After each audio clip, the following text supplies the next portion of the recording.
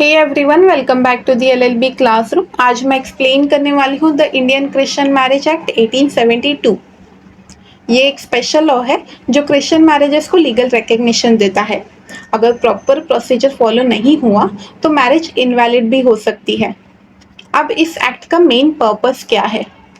First, Christian marriages को legal बनाना, means marriage officially recognise हो। Second, fraud और illegal marriages को रोकना। थर्ड, प्रॉपर रिकॉर्ड्स मेंटेन करना। एंड लास्ट है आपका हस्बैंड वाइफ के राइट्स को प्रोटेक्ट करना। अब essentials of valid marriage. Valid Christian marriage के लिए क्या क्या कंडीशंस ज़रूरी है? फर्स्ट है, वन और both party should be Christian.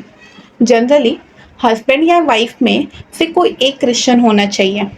ये एक्ट स्पेशली क्रिश्चियंस के मैरिजेस के लिए बना है। Second, free consent. Marriage force से नहीं होनी चाहिए, कंसेंट होना चाहिए, फ्री, वॉलेंटरी, बिना प्रेशर के।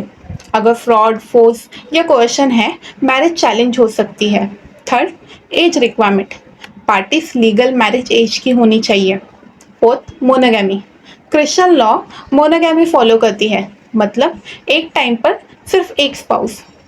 Fifth, prohibited relationship.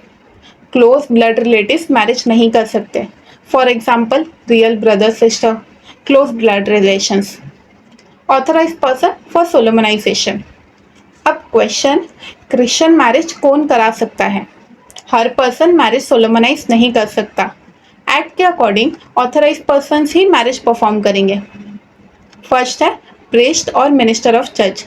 चर्च के फादर प्रीस्ट मैरिज सोलोमनाइज करा सकते हैं। For example, church wedding. B, licence minister. Government से लाइसेंस लिया हुआ मिनिस्टर भी मैरिज करा सकता है। Third, marriage registrar. रजिस्ट्रार के सामने भी मैरिज, क्रिश्चियन मैरिज हो सकती है। ठीक है। अब टाइम ऑफ मैरिज। एक्ट के अकॉर्डिंग मैरिज जनरली 6 AM से 7 PM के बीच होनी चाहिए, लेकिन स्पेशल परमिशन, चर्च कस्टम्स के बेसिस पर डिफरेंट टाइमिंग अलाउड हो सकती है। नेक्स्ट है प्लेस ऑफ मैरिज। मैरिज कहाँ हो सकती है? Church, chapel, registrar office, authorise place पर। Notice of marriage. मैरिज से पहले नोटिस दिया जाता है। क्यों? ताकि अगर कोई लीगल ऑब्जेक्शन हो तो रेज कर सके।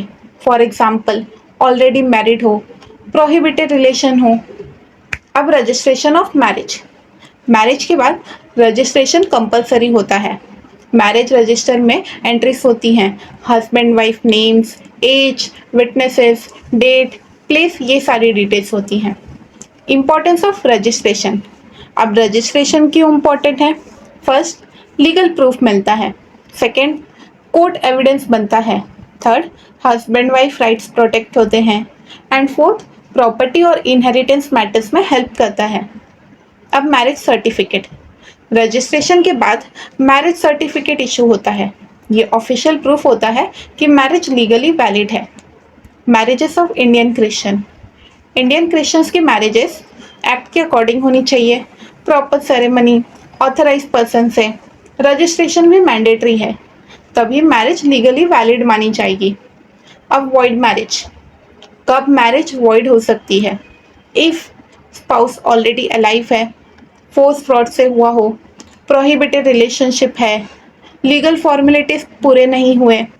इस तरह the Indian Christian marriage act 1872 Christian marriages को लीगली रेगुलेट करता है। ये एक्ट बताता है कि वैलिड मैरिज के लिए क्या कंडीशंस ज़रूरी हैं, कौन मैरिज करा सकता है और रजिस्ट्रेशन कैसे होगा। इस लॉ का मेन पर्पस मैरिज को लीगल रिकग्निशन देना, फ्रॉड को रोकना और हस्बैंड वाइफ के राइट्स को प्रोटेक्ट करना है। प्रॉपर प्रोसीजर और रजिस्ट्रेशन से मैरिज लीगली वैलिड और सिक्योर बन जाती है। Thank you guys.